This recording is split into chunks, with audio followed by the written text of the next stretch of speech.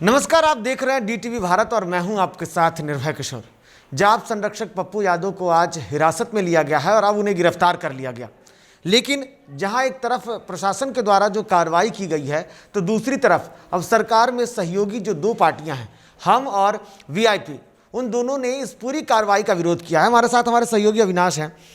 अविनाश, जिस तरीके से जीतन राम मांझी जो कि पार्टी के प्रमुख हैं हम के, और साथ ही साथ वीआईपी प्रमुख जो हैं मुकेश साहनी, उन्होंने भी अब इस बात को लेकर के कहा है कि ऐसी कार्रवाई नहीं होनी चाहिए। और यहाँ तक कि जीतन राम मांझी ने ये कह दिया है कि एक अगर जनप्रतिनिधि इस तरीके के काम करता है और अगर उन पर कार्रवाई होती है तो कहीं ना कहीं ये पूरे मतलब एक कौम को लेकर के कह सकते हैं कि ये उनके लिए बहुत बुरा है। और अब संकट में सरकार तो नहीं हो गई ना।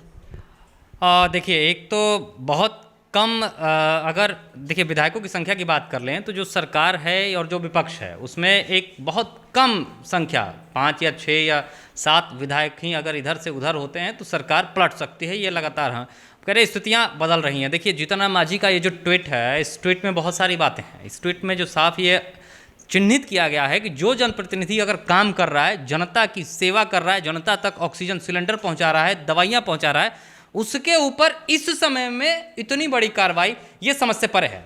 बिल्कुल जो कार्रवाई हो रही है वो कानूनन कार्रवाई हो रही है, इसमें किसी तरीके से कोई हस्तक्षेप नहीं है, कोई नहीं है। लेकिन इस समय में जब सिर्फ और सिर्फ पप्पू यादव फील्ड में नजर आ रहे थे, तब उन पर यह तरीके की कार्रवाई कहीं ना कहीं कई सवाल खड़े करती है। पुराने कई मुकदमे खोल देना, उन मुकदमों को खोल के फिर इस तरीके से, देखिए पप्पू यादव सिर्फ आज ये नहीं कर रहे हैं।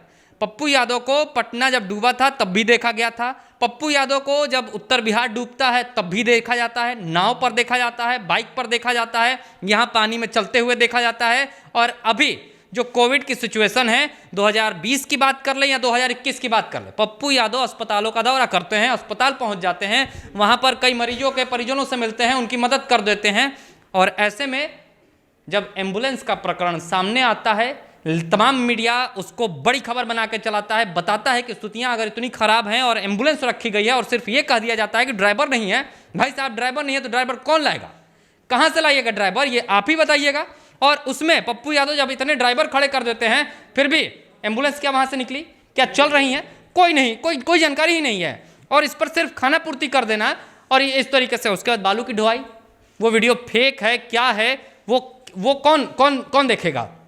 आप कह रहे हैं कि फेक है, लेकिन पप्पू यादव तो कह रहे हैं कि सही है। और जब पप्पू यादव कह रहे हैं, जो लोगों की वो सेवा कर रहे हैं, तो उन पर इस चीज को लेकर मुकदमा पीछे खोल देना और चीजें करना, देखिए चीजें स्पष्ट हैं।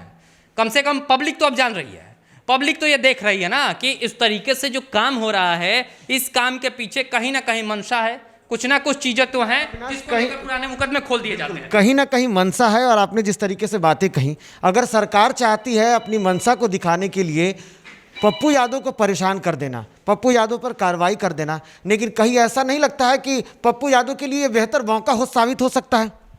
देखिए, सरकार और जो सिस्टम है फिलहाल कोविड को लेकर, स्वास्थ्य महकमा का जो सिस्टम है वो तार हो गया है।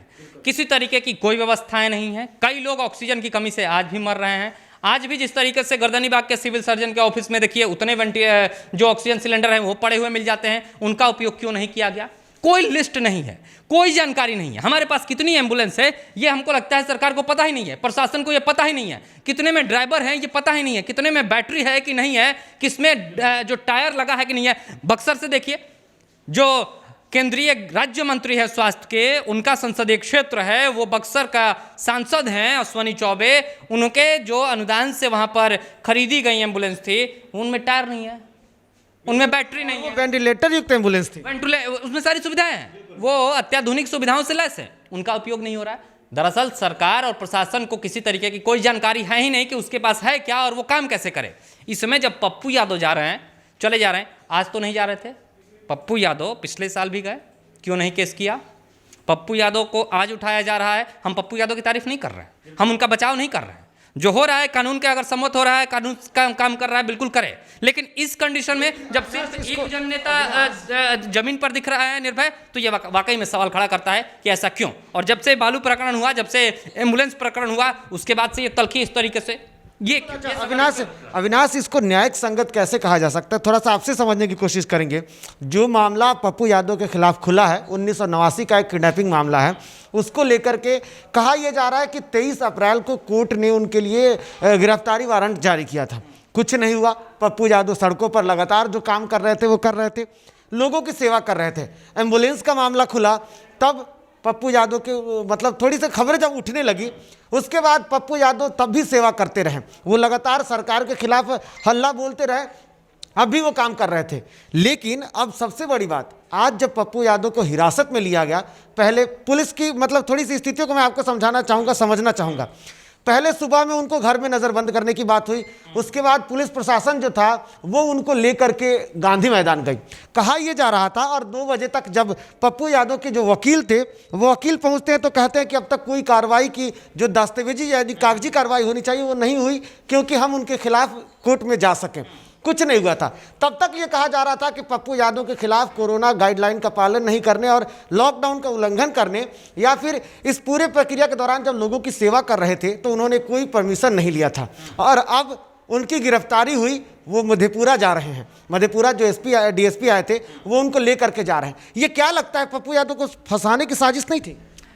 अब इसको फंसाने की साजिश तो मैं नहीं डायरेक्टली कह सकता। ये कानून जो काम कर रहा है, कानून अपना काम करे। देखिए, सवाल यहाँ ये उठता है कि प्रशासन को आखिर कहाँ से निर्देश मिला, इस पर बड़ा सवाल है। और प्रशासन ने आखिर किसके निर्देश पे, पहले हाउस अरेस्ट की बात सामने आई, फिर बुद्धा कॉलोनी थाना ले जाया गया, फिर गांधी मैदान थाना ले जाकर बैठा दिया गया, और तब तक 2 या 2:30 बजे तक जो प्रकरण चलता रहा आज दिन भर, उसमें यह कहा गया कि कोरोना गाइडलाइन का उल्लंघन है। और उसके बाद फिर जो नया एक मामला आ गया मधेपुरा से किडनैपिंग का, और उसके बाद कोर्ट का, माननीय कोर्ट ने जो भी आदेश दिया बिल्कुल स्वागत योग है, उस पर कार्रवाई हो, बिल्कुल होनी चाहिए। लेकिन सीधा सवाल मेरा ये उठता है कि अगर पप्पू यादव की कोशिशों के बदौलत कुछ लोगों की जान बच रही थी, तो उसमें प्रशासन को क्यों इतनी मिर्ची लग गई, उसमें सरकार को इतनी मिर्ची क्यों लग गई? अगर कई लोगों को जमानत मिलता है, कई लोगों को इस तरीके से होता है, फिर पप्पू यादव को क्यों नहीं है? मेरे कोई सहानुभूति पप्पू यादव से या डीटीवी भारत की कोई सहानुभूति पप्पू यादव से नहीं है। मेरी सहानुभूति उन मरीजों के परिजनों से है, मेरी सहानुभूति उन मरीजों से है जिनकी जान पप्पू यादव के दिए गए ऑक्सीजन सिलेंडर की वजह से बच गई। बिल्कुल, और वो चैलेंज भी कर रहे हैं ट्विटर पर कि इतने देर हमें रखा गया, इतने देर में अगर मैं बाहर रहता तो कईयों का जान बचाता, कईयों को ऑक्सीजन देता। अब वो जो खाना सेवा दल के द्वारा किया जा रहा था वो बंद कर दिया गया। पप्पू यादव अब भूख हड़ताल पे हैं। बिल्कुल, क्या करेंगे? उनके पास कोई चारा है क्या?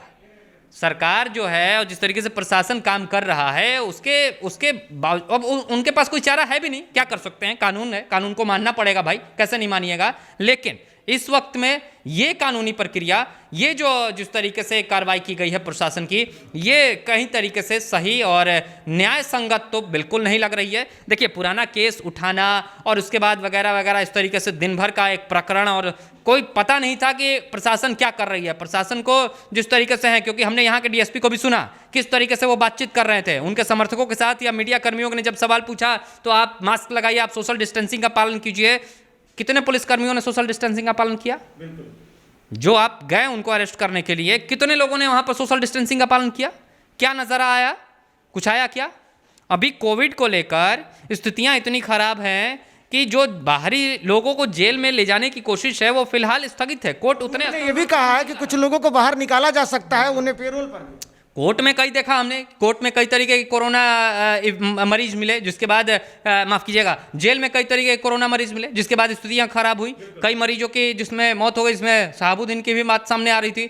अभी लालू प्रसाद यादव को जमानत दी गई है, वो भी बीमार चल रहे हैं, वो दिल्ली में है। तो देखिए, स्थितियां बिल्कुल सही नहीं हैं। और इस परिस्थितियों में अगर कोई एक आदमी लोगों तक पहुंच रहा था, उनकी सेवा कर रहा था, या उनको कुछ भी आर्थिक मदद हो या फिर ऑक्सीजन सिलेंडर की मदद हो, दवाइयों की मदद हो, अगर दे रहा था, तो मुझे लगता है कि उस आदमी को ऐसा करते रहना चाहिए था। सरकार को उसे ऐसा करते रहने देना चाहिए था। कुछ तो लोगों की जान जरूर बच जाती। पप्पू यादव अभी फिलहाल अगर फील्ड में रहता तो। बिल्कुल, पप्पू यादव अगर फिलहाल फील्ड में रहते तो ऐसा सबका कहना है, और लगातार अब इनके समर्थन में लोग भी उतरने लगे हैं। और उसी का नतीजा है कि जो लोग चाहते थे कि इस वक्त में पप्पू यादव उनकी सेवा करें, और जब ट्विटर पे मुहिम चला तो घंटों में वो मुहिम पप्पू यादव को रिलीज करने के लिए, घंटों में वो मुहिम ट्विटर ट्रेंड के माध्यम से एक नंबर पे पहुंच गया और उसको बढ़ते हुए वक्त नहीं लगा, बल्कि पप्पू यादव को जब हिरासत में लिया गया उसके महज आधे से 1 घंटे के दौरान जो ट्विटर ट्रेंड था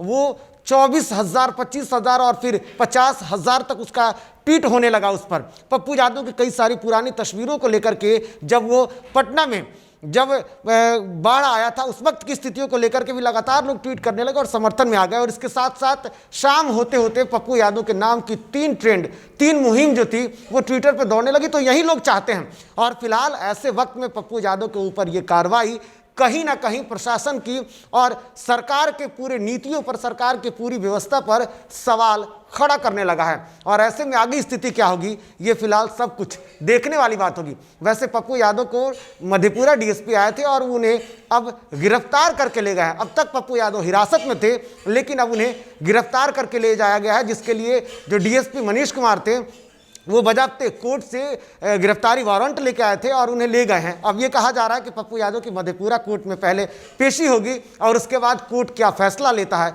ये सब कुछ देखने वाली बात होगी। लेकिन इस तरीके की कार्रवाई पर अब लोग भी आग बबूला है।